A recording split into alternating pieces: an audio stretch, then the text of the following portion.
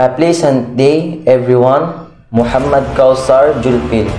Together with my fellow group mates, we'll be having a virtual debate about the controversy of the Pugad Lawin versus Balintawak. A marked beginning of the Philippines Revolution in 1896, which ultimately led to Philippines independence in 1896. We have two side debaters defending each stand. Now, I present to you the two group of debaters. We have affirmative team, John May Francisco, Alisa Usman. We have also the opposing team, Regino Perez, John Andre Rebusa, Fatsmalin Basa.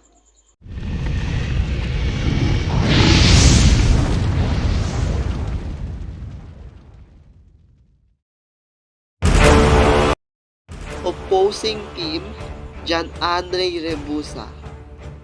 Everyone, my name is John Andre Rebusa, the round 1 defender. Now it's my time to give my statement that me and my team believes that the first cry in Balintawak.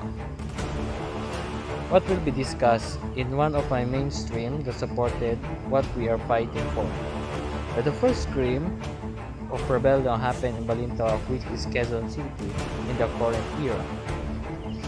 They said the stream is the witness of Guillermo Masangkay. I start by introducing Guillermo, the General of the Assembly, friend and personal advisor of Andres Bonifacio, and President of the Revolution. As an excuse for revolution, so there is a credibility in his story about the first cry of Balion, first cry of the revolution. According to Masangkay, on the 26th of August 1896, there was a meeting held in Balintawak, more especially in the house of Apollonia Samson, the captain of the revolution and one of those who founded the revolution. When he remembered that those attending the meeting were Bonifacio, Jacinto Pacheco, and Cariot. They are the leaders of groups. The delegates of Bulacan, Cabanatuan, Cavite, and Morong also attended. At 9 o'clock in the morning on the 26th of August 1896, the meeting was started by Andres Bonifacio as a president and Emilio Jacinto as a press secretary. The meeting was about where will the revolution be held. Lidora Plata, Precio Pandas, and Angel Valenzuela did not agree to start the revolution early because for them Filipinos would be a surprise and without adequate preparation.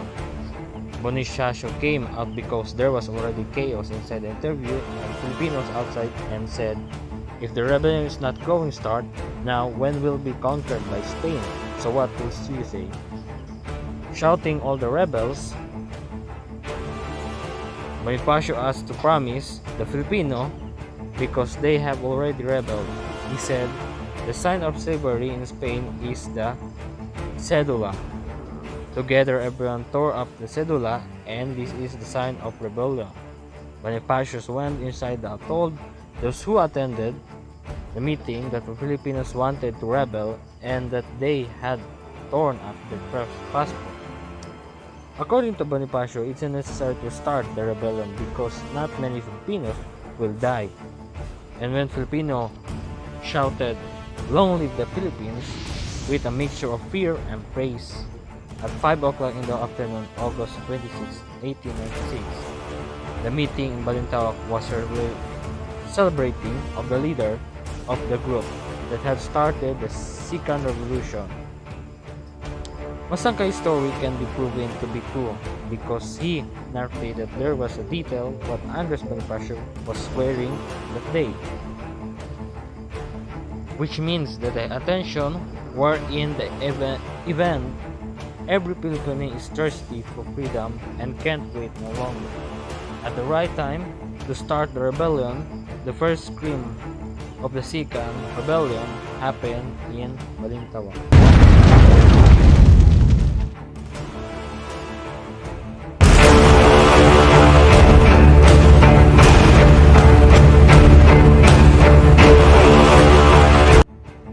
Round 2, Affirmative Team, Alisa Usman. My name is Senior Eliza J. Usman, and I'll be the second speaker who will be defending that the first cry took place in Pugadlawin. The Cry of Pugadlawin was an event that officially marked the start of the Philippine Revolution against Spain.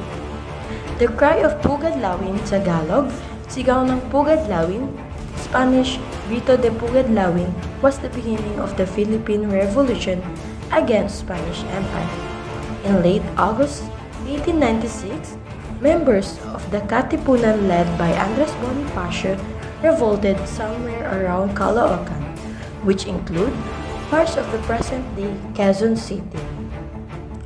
Pugadlawin marked the beginning of the Philippine Revolution in 1896, which ultimately led to Philippine independence in 1898.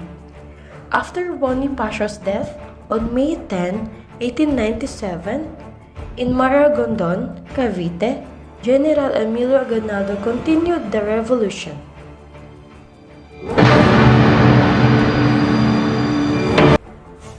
For opposing team, Fadsmalin Basa.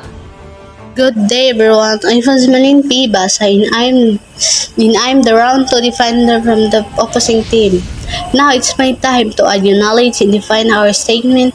Me and my team believes that the first cry of revolution happened in the Cry of Balintawak signaled start of the Philippines Revolution, wherein it became a permanent historical event of the Filipinos during the struggle of the Philippines independence. There are various adaptations on the date. For the primary cry of the revolution. The debate up to this time stay unsolved. The katipunan kataas-taasang kagalang-galangan na katipunan ng mga anak ng bayan was born on inspired by the martyrdom of the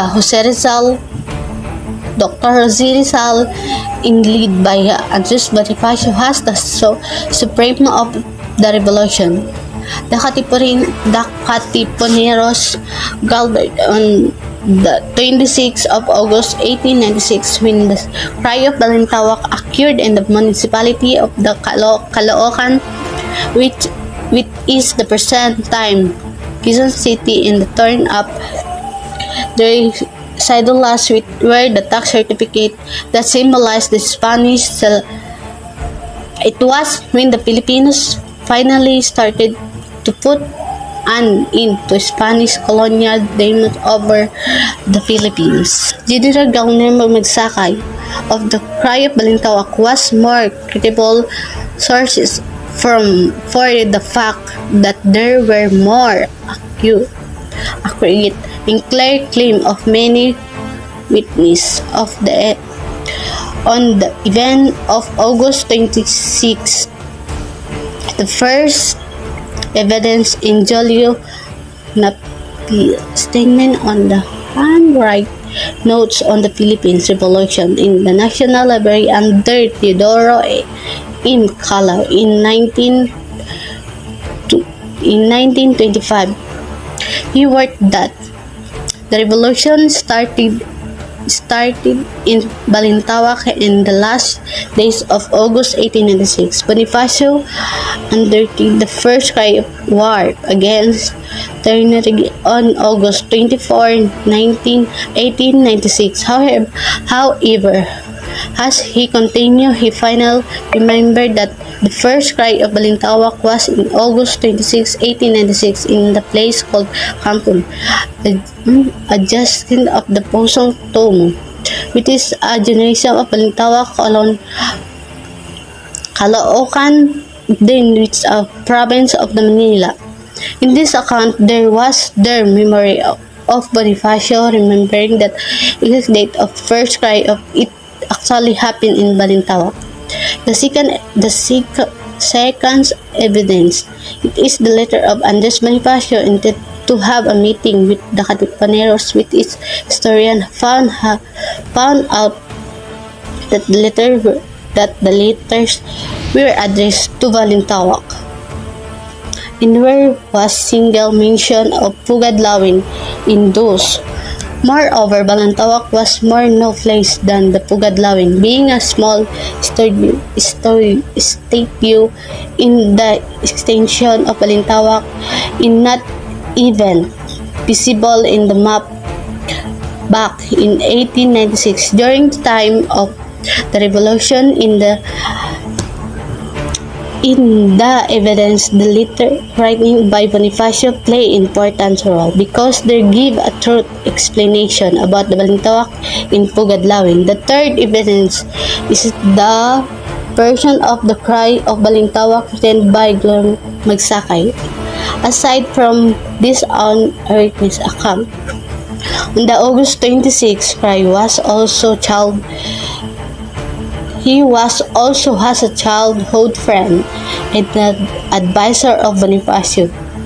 It is a version, he said that at about 9 o'clock in the morning of August 26, the meeting was opened with Andres Bonifacio presenting the Emilio Janito acting the secretary. The purpose was to discuss when the appraising was to take place. Teodoro Plata, Bonifacio brother-in-law, Rexio Fantas and Pio Valenzuela were all to start the revolution to earlier.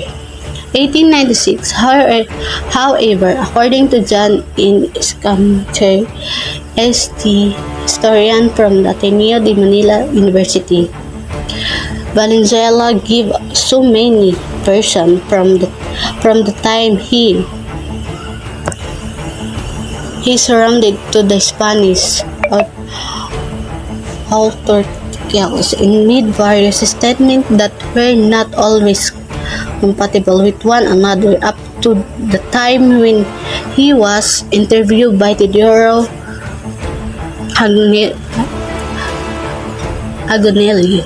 As an old man, his statements were instant, making him less credible, while Santiago Alvarez claimed that the cry took place at Bahay Toro on August 24, 1896.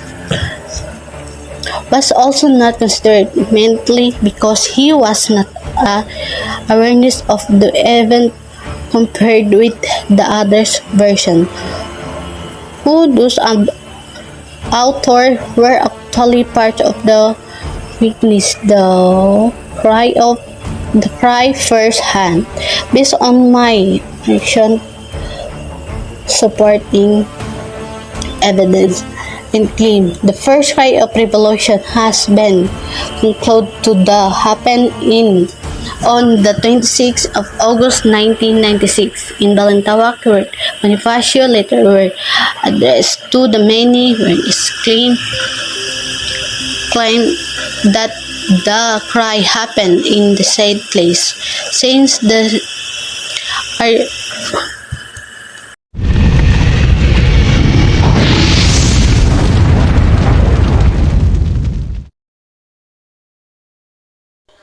Affirmative Team, John May Francisco.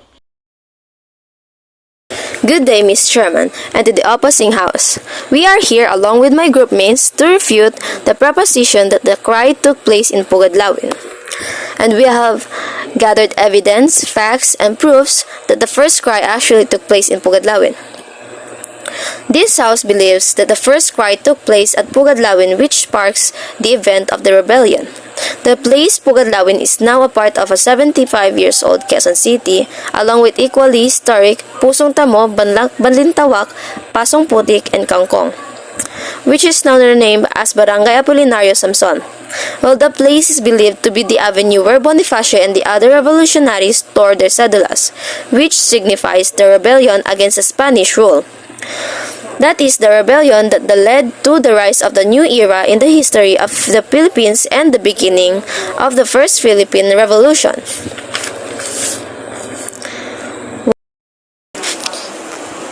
Me, along with my groupmates, believed that Pio Valenzuela was the one who was telling the truth, because Dr. Pio Valenzuela, who happened to be the eyewitness himself of the event, and he was also the vice president of Katipunan, and also he was a closest friend of Andres Bonifacio. The first cry was held in Pugadlawin, supported by the reason this is the place where over 1,000 members of Katipunan met and carried out a considerable debate and discussed about the revolution against the Spaniards happened at the house of Juan Ramos, who supposed to be the son of the ina ng Katipunan or Melchor Aquino on August 23, 1896. For opposing team, Regino C. Perez. Good morning, everyone. I am Regino C. Perez, and I'm here to defend our statement and to give you our contested truth conclusions. We are so thirsty to explain and to give the accurate statement about the first cry of rebellion in Balintawak or after the pack of Biyak na Bato failed. Why Balintawak? There are 5 different places in 5 different dates, but the two most famous versions is Pugadlawin and Balintawak. In August 1896, the Philippines' cry of rebellion began. There are many questions in the minds of readers about the true locations and date of this occurrence. The cry is linked to some accounts that connect directly to Balintawak. The event took place in Balintawak, according to Olegario Diaz of the Spanish Civil Guards, who corroborated the stories of historians Gregorio Bsit and Teodoro Calao. Teodoro Aconcillo, on the other hand, based his account on Pio Valenzuela, which stressed Pugadlawin as the locations of the cry. Pedro A. Gagelonia, a historian, noted in 1970, the debate between historians is still going on today. To August 23, 1896, the cry of Pugadlawin cannot be considered as a historically authentic. The witness positive documentations and supporting proof are missing. Only the testimony of one eyewitness, Dr. Pio Valenzuela, is insufficient to validate and verify a continuous historical problem. Historians and living witnesses, not politicians and their acolytes, should resolve this conflict. According to Valenzuela, the Katipunan began gathering on August 22, 1911, and the cry took place on August 23, 1911, at Apolonio Samson's residence in Balintawak. Valenzuela maintained from 1928 to 1940 that the cry of Balintawak occurred on August 24, 1896 at the residence of Tandang Sora in Pugadlawin. Only Caloocan and Balintawak were indicated on Spanish and American maps, and Daang Malalim, Kangkong, and Pugadlawin were not recognized as barrios. Sopronio Calderon, a writer and linguist, searched municipal records and the censuses of 1903 and 1918 for the toponym Pugadlawin in the late 1920s, but was unable to locate the name, concluding that isang pagkakamali ang sabihing mayroong Pugadlawin sa Caloocan. It would be a mistake to say that there is such as Pugadlawin in Caloocan. Here are some of the reasons why Pugadlawin is not regarded the cry locations. First, the revolt was started by the people of Balintawak against the Spaniards, which is why the name Cry of Pugadlawin is inappropriate.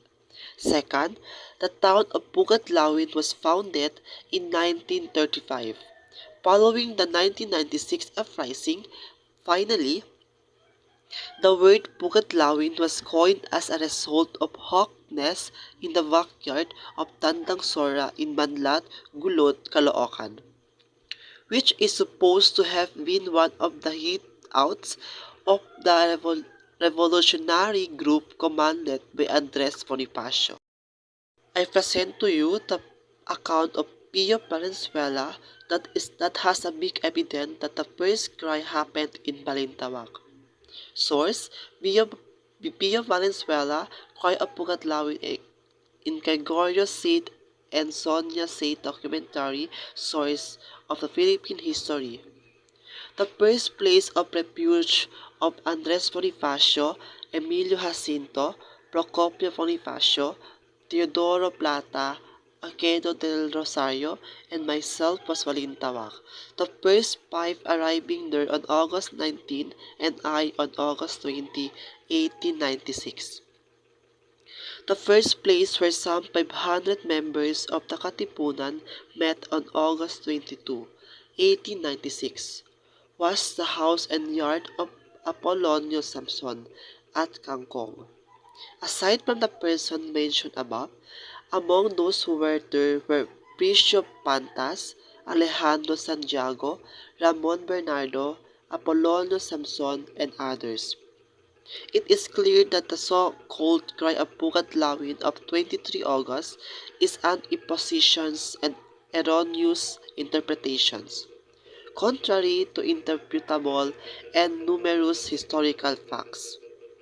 The continuation of the Cry Balintawak should be celebrated on 24 August 1996 at the site of the barn and house of Tandang Sora in Gulot, now Barangay Banlat in Quezon City. That was where the Filipino nation's state was born.